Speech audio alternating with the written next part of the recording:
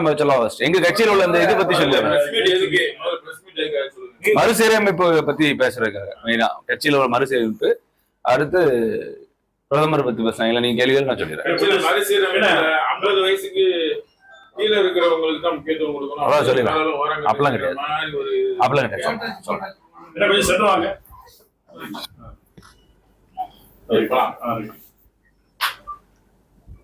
ஓகேவா? நீங்க ஓகே சொன்னா ஆரம்பிச்சிடுறேன். ஓகேண்ணா, வணக்கம்.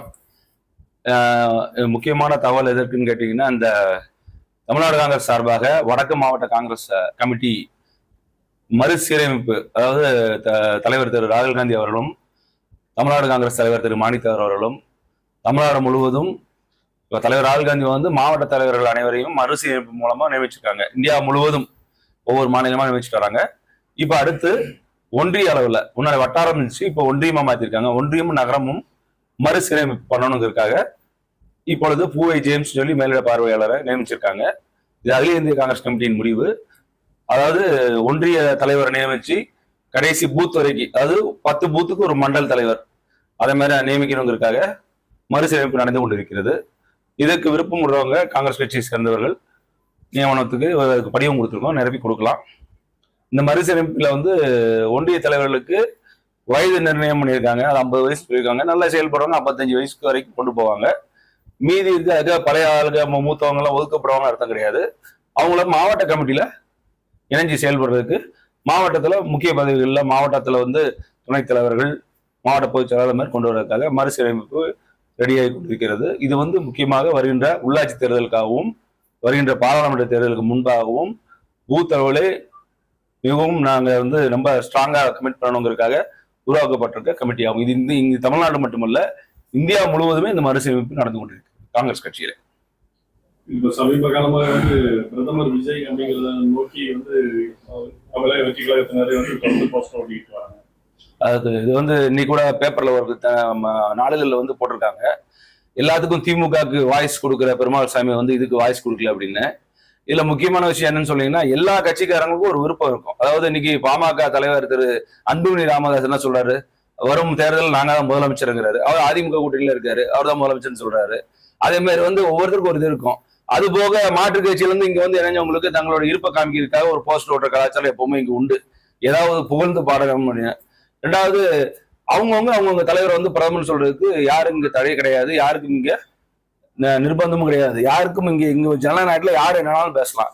ஏன் காங்கிரஸ் கூட்டணியில திமுக இருக்கும்போது why Stalin has to become the next PM of இந்தியான்னு புக்கு வெளியில இல்லையா?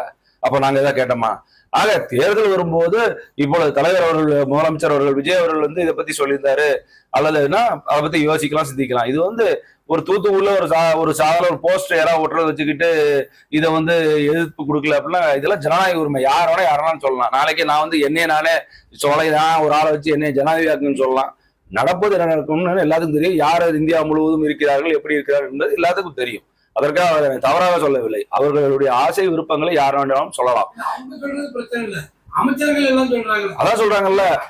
தனிப்பட்ட நபர் இவர் வந்து சாதாரண ஆளு சொன்னாங்க, ரைட்டு. இப்போ அமைச்சர் சொல்றாங்கல்ல, சொல்றாங்க, எல்லாருமே சொல்றாங்க. சரத் வந்து சட்டமன்றத்திலே சொல்றாரு, ஏஎம் பிஎம் பார்க்காம இது பண்றாரு, நீங்க தான் நாளைக்கு நெக்ஸ்ட் பிஎம் சொல்றாரு. வந்து எலெக்ஷன் வந்து உங்களுக்கு பின்னடைவு தானே, அதை சொல்றேன். இப்ப வந்து எல்லாரும் தன்னுடைய இருப்பை காமிக்க வேண்டும், தங்கள் தவறை மறைக்க வேண்டும். ஒவ்வொருத்தரும் வந்து பத்திரிகையில மலர்களே பார்க்கும், இந்த அமைச்சர்லாம் மாத்த போறாங்க, வைக்க போறாங்கன்னு உங்களுக்கே நீங்க சொன்ன அமைச்சர் பட்டியலாம் மாறப்போது வைக்க போதெல்லாம் ஒரு வருது. அதனால முதலமைச்சர் வந்து திருப்திப்படுத்துறதுக்காகவும், முதலமைச்சரை குஷிப்படுத்துவதற்காகவும், முதலமைச்சரை இன்னும் வந்து நீங்க பெரிய ஹீரோ, அப்ப புரட்சித்துறை அம்மா இருக்கும் போது இதேதான் சொன்னாங்க, முதலமைச்சர் லேடியா மோடியான்னு. அது மாதிரி எல்லாம் வரத்தாச்சு. அரசியல் இதெல்லாம் சாதாரண விஷயம். நீ உங்களை போல ஆள் கிடையாதுமாங்க. இன்னைக்கு 2.0 மாடல் திராவிட மாடல் வரப்போது. நாங்க என்னாச்சு, குளத்தூர்லயே கொத்து பரோட்டா போட்டாங்க. இதெல்லாம் இயற்கையானது. இதான் நீங்க உங்க ஆட்சி விட்டா ஆட்சியே கிடையாது, திராவிட மாடல் ஆட்சி தான் சூப்பர் ஆட்சி. நாங்க என்னாச்சு தமிழ்நாட்டுல? ஆக ஒவ்வொருத்தரும் சொல்லுதா, முன்னாள் முதலமைச்சர் மு.க. ஸ்டாலின் அவர்களை ஏமாற்றுறதா, கூட வந்து எப்படிலாம் ஏமாத்துறாங்க, திராவிட மாடல் அப்படி இருக்கு ஆகா ஓகோன்னு சொல்லி கடைசி என்னாச்சு? ஆக அவர்களுக்கு தெரியும். அதாவது இப்ப கருணாநிதி அவர்கள் சொன்னது போல என் உயரம் எனக்கு தெரியுங்கிற மாதிரிதான் திமுக தான் தமிழரான மூப்பனார் அவர்களை பிரதமராக வராமல் தடுத்தது அவர்தான். 96 மூப்பனார் அவர்கள் தான் திமுக திருப்பி ஆட்சிக்கு வந்தது. அதே மூப்பனாரை வந்து பிரதமராக விடாமல் தடுத்தது யார்? திமுக தான். ஆக இது எல்லாருக்கும் எல்லோருடைய இதுன்னு தெரியும். அதெல்லாம் தெரியாம சொல்றது இல்ல. தங்களுடைய இருப்பை காட்டிக்கொள்ளவும், தாங்கள் தவறை மறைத்துக் கொள்ளவும், தங்களை பதவியை விட்டு தூக்கி விடக்கூடாது என்பதற்காகவும் ஒருத்தர் புகழ்ந்து பேசுவது சகஜம்.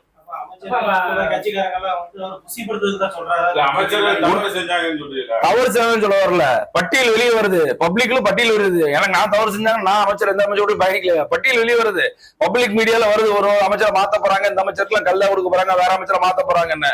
அப்படிங்கிறப்ப அமைச்சர்கள் வந்து ஒரு சில பேர் வந்து முதலமைச்சரை குசிப்படுத்துக்கா சொல்லிருக்கலாம். அதெல்லாம் ஒன்றும் தப்பு இல்ல. அது வந்து அப்படிலாம் சொல்ல முடியாது, யாருமே சொல்ல முடியாது. இன்னைக்கு தேவகோடா பிரதமர் ஆலையா, ஐக்கிய குஜராத் பிரதமர் ஆலையா, யார் வேணாலும் எப்படாலும் பிரதமர் ஆகலாம். எங்களுடைய காங்கிரஸ் ஒரே நோக்கம் தலைவர் ராகுல் காந்தி அவர்களை பிரதமராக்க வேண்டும் என்று. அடுத்து எப்படி இருக்குங்கிறது எல்லாத்துக்கும் தெரியும். மோடியா ராகுல் காந்தியாங்கிற கணக்கெல்லாம் இருக்குங்கிறது தமிழ்நாட்டு மட்டுமல்ல, இந்தியா மட்டுமல்ல, உலகமே தெரியும். அடுத்து யார் ஆட்சிக்கு வர வேண்டும் என்று மக்கள் நினைக்கிறார்கள். ராகுல் காந்தி வர வேண்டும் என்பதை இளைஞர்கள் ஜென்னிசர்ல இருந்து எல்லாருமே நினைக்கிறாங்க. எல்லாத்துக்கும் தெரியும். நீங்க வந்து உத்தரப்பிரதேசல இருந்து கட்சி இருக்கு, மத்திய பிரதேசல இருந்து கட்சி இருக்கு, அங்க இருக்கு, இங்க இருக்குன்னு கேள்வி கேட்டா பரவாயில்ல. தமிழ்நாட்டுல நம்ம ஓரத்துல உட்காந்துட்டு இங்க தூத்துக்குடியில உட்காந்துட்டு இவர்தான் பிரதமர்னு சொல்றது வந்து எந்த விதத்துல அடிப்படையில இது இருக்குன்னு எனக்கு தெரியல. சட்டமன்றத்துல பதிவு பண்றாங்க. அதான் சொல்றேன் நானு, முதலமைச்சர் சட்டமன்றத்தை என்ன பதிவு பண்ணல.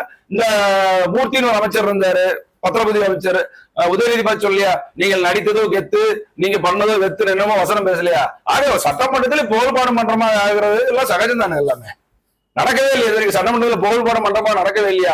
புரட்சி தலைவர் அம்மா ஜெயலலிதா இருக்கும்போது நடக்கலையா, இல்ல கருணாநிதி இருக்கும்போது நடக்கலையா, இல்ல ஸ்டாலின் அவர்கள் இருக்கும்போது நடக்கலையா?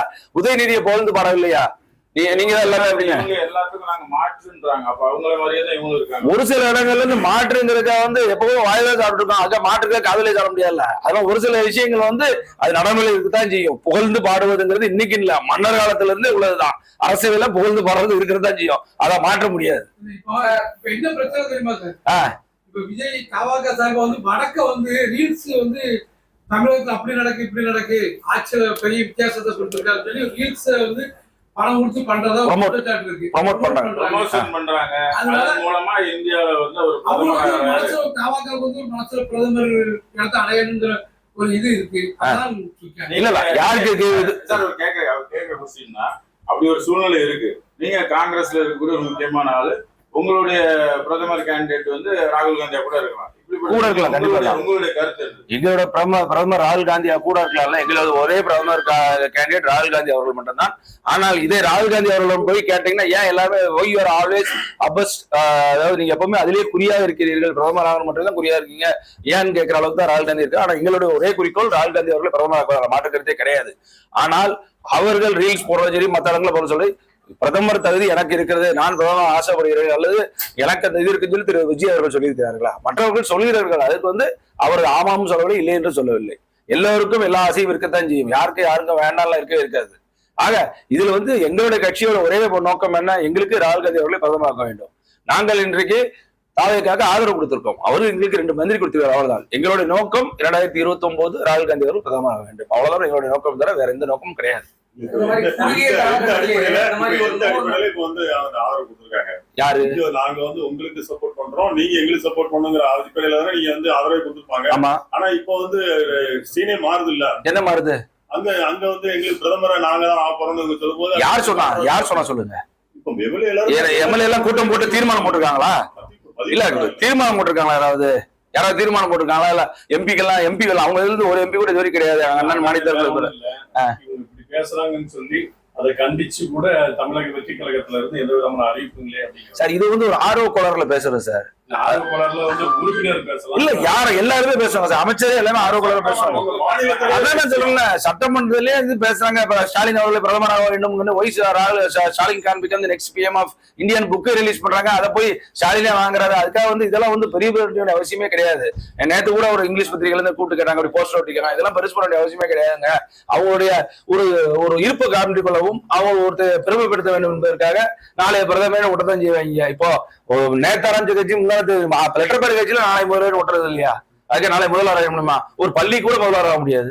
அவங்க எல்லாம் நாளை இந்தியா தமிழ்நாடு முதல்வருங்கிறாங்க. அதனால வந்து இது வந்து தவறுன்னு சொல்ல முடியும். அவங்க ஒரு ஆசையை ஒரு இருப்பையும் காட்டிக்கொள்வதற்கு சொல்றதா இது. தேசிய கட்சியா மாநில கட்சியா ரொம்ப முக்கியத்துவம் கொடுத்தாங்க. ஆமா ஆமா. காங்கிரஸ்ல அந்த மாதிரி கொடுத்தாங்க இப்போ வரைக்கும் முக்கியமான எதுவும் போஸ்டிங் நீங்க அப்போ இந்த தமிழ்நாடு தாண்டலன்னு நினைக்கிறேன்.